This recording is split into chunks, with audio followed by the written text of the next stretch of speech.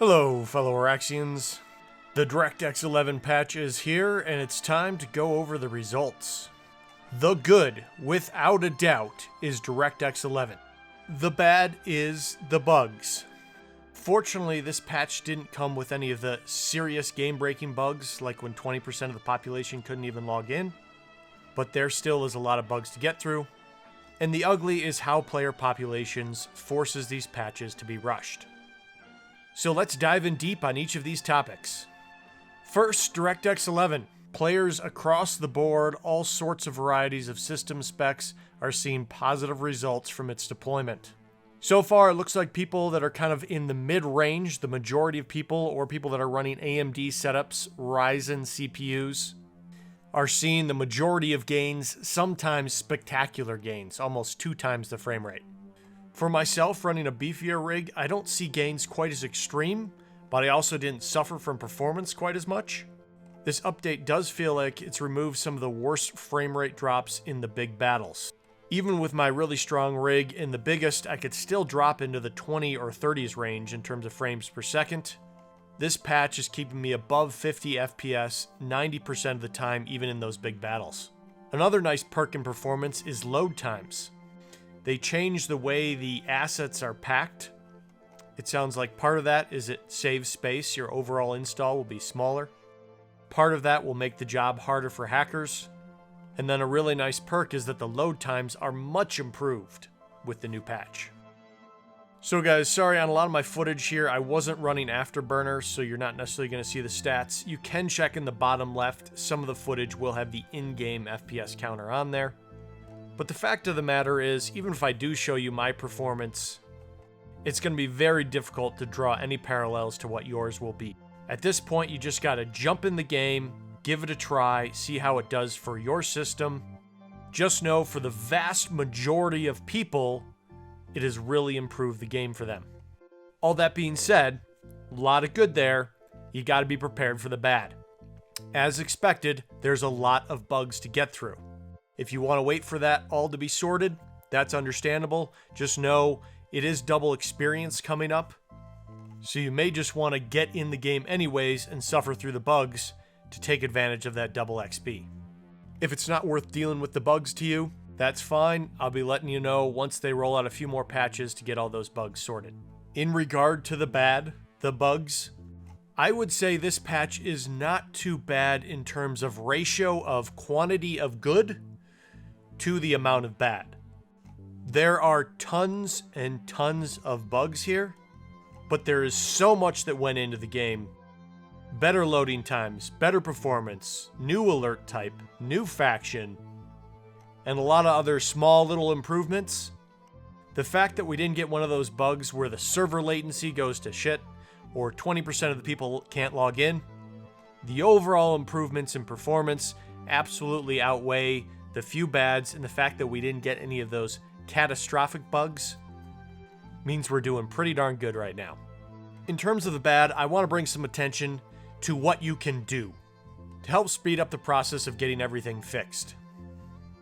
The first and most basic is using the /bug report in-game.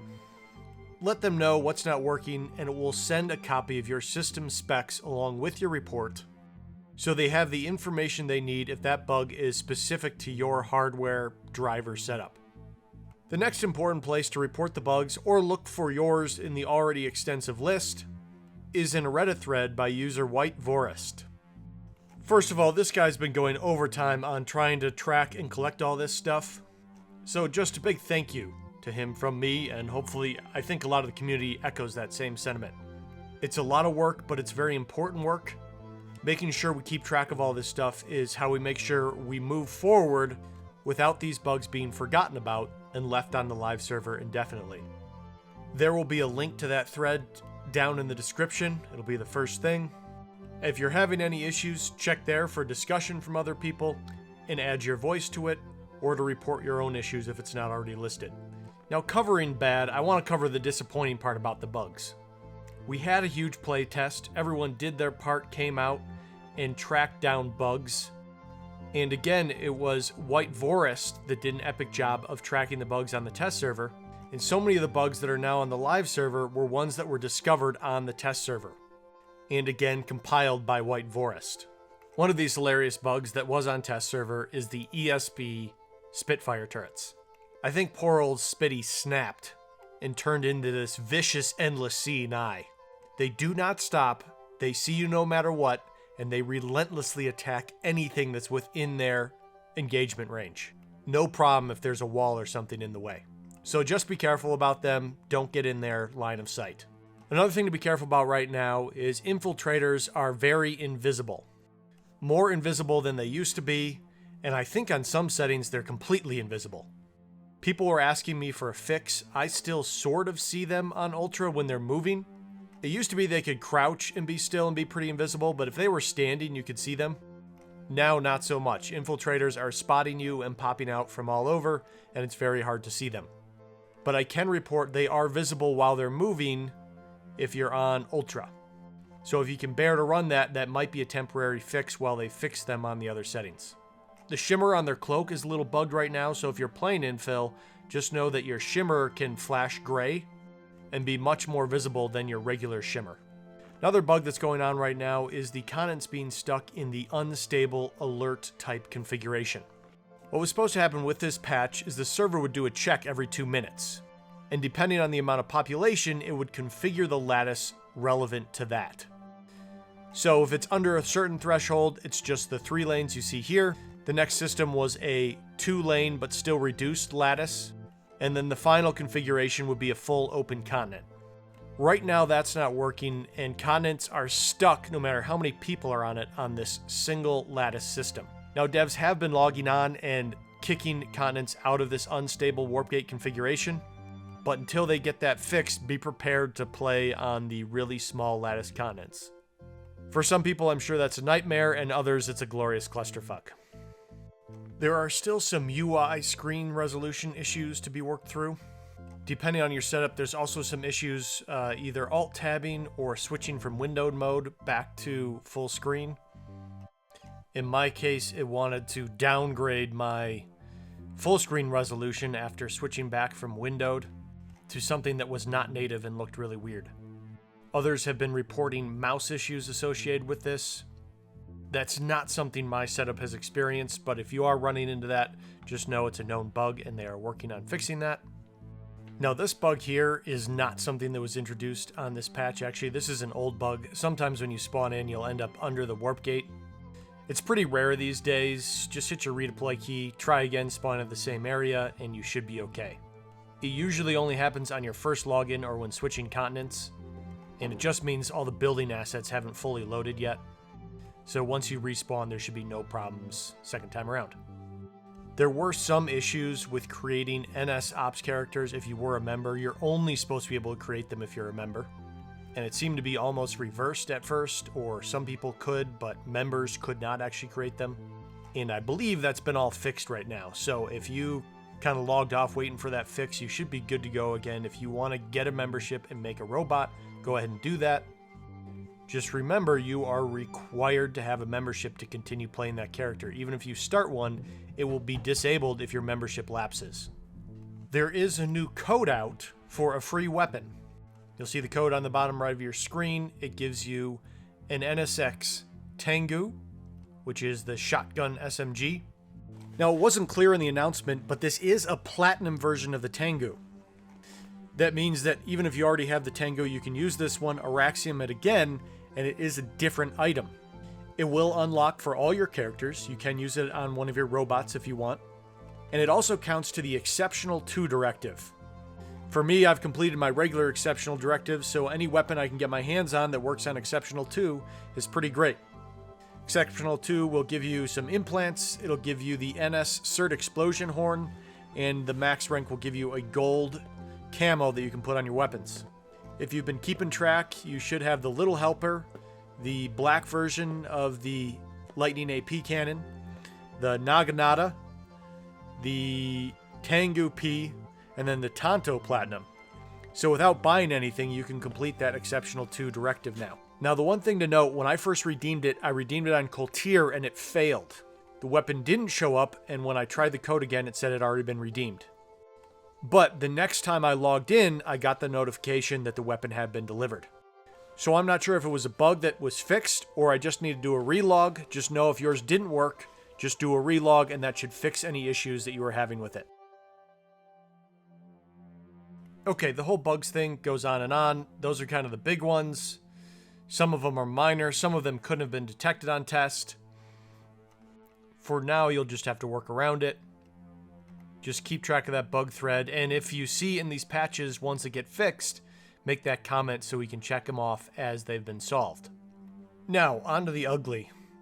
You know, we had one playtest and there was sort of an impromptu playtest, and then this thing got pushed. We all expected it to take more time, but the reality is they're just kind of scrambling to get it out because Planetside's player base is dwindling. The other big bummer is that the recursion stat tracker overlay no longer works. For me, it's not as big of an impact other than the crosshair overlay, which there are other programs for. You can still use the tracker to manage your stats, especially if you have a second screen. You can just leave it up over there. But this would be a serious amount of work for them to get it fixed in DirectX 11. They have developed this tracker for free for the past 6 years. It's very understandable that they don't want to take on that type of work right now. Those devs did say maybe in the future. I was always hoping that DBG would release a bundle that 50% of the proceeds went to the recursion developers. It's not something they need or that they've asked for. The project has always just been a generous passion project for them. Just having that opportunity to buy something and direct your dollars towards that would be a nice way for everyone to show their appreciation. And even if it's not about the money, it's still kind of like, here, go buy yourself a beer. Thanks for your hard work. Anyways, you're going to have to go without the overlay for now.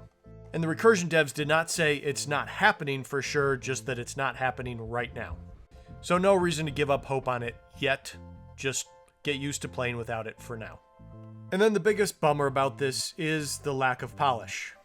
Some of these bugs were found, discovered, recorded.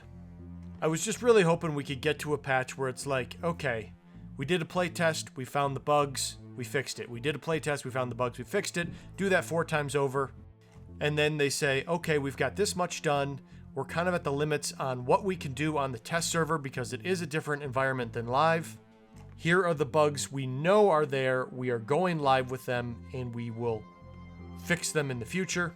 If they could release a patch that was limited to almost strictly acknowledged bugs, I thought that could go a long way to improving the perception of the polish of the game.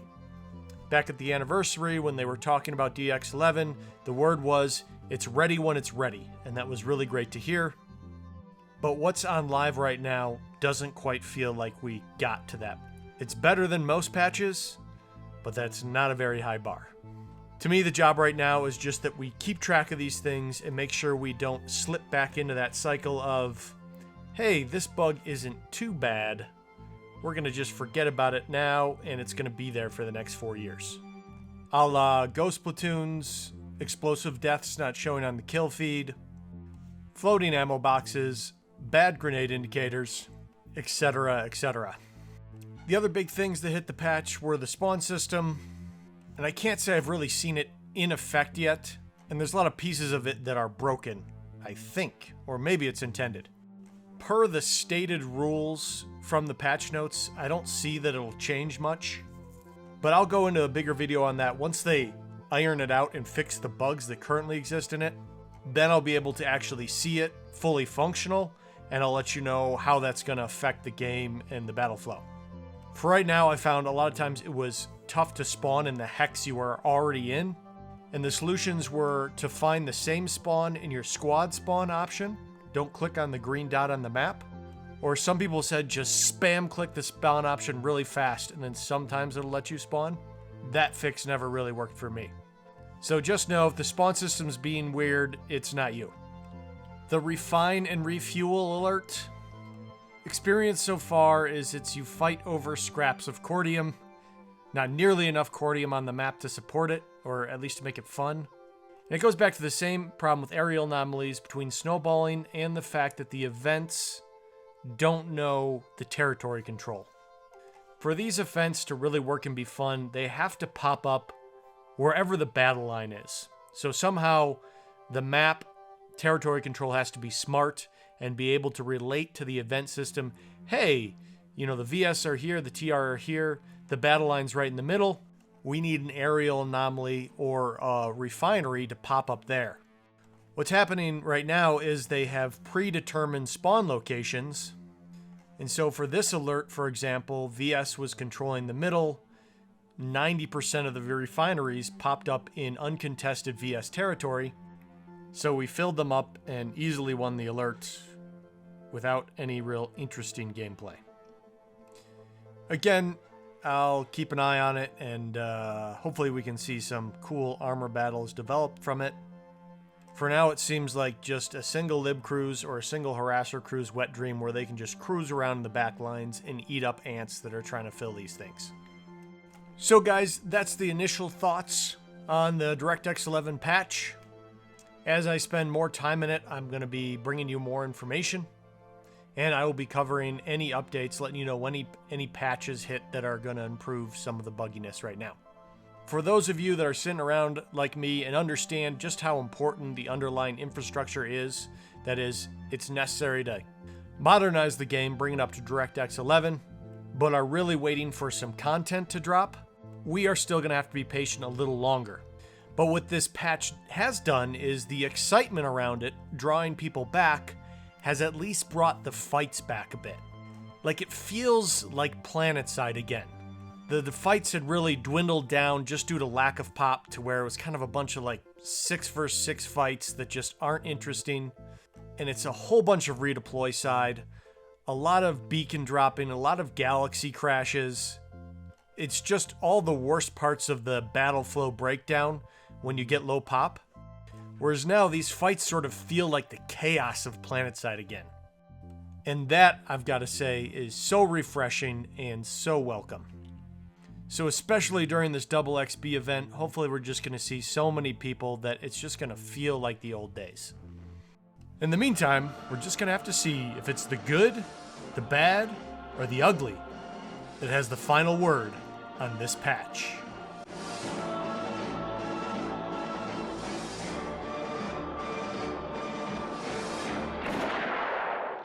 Until next time, fellow Araxians, I will see you Planetside.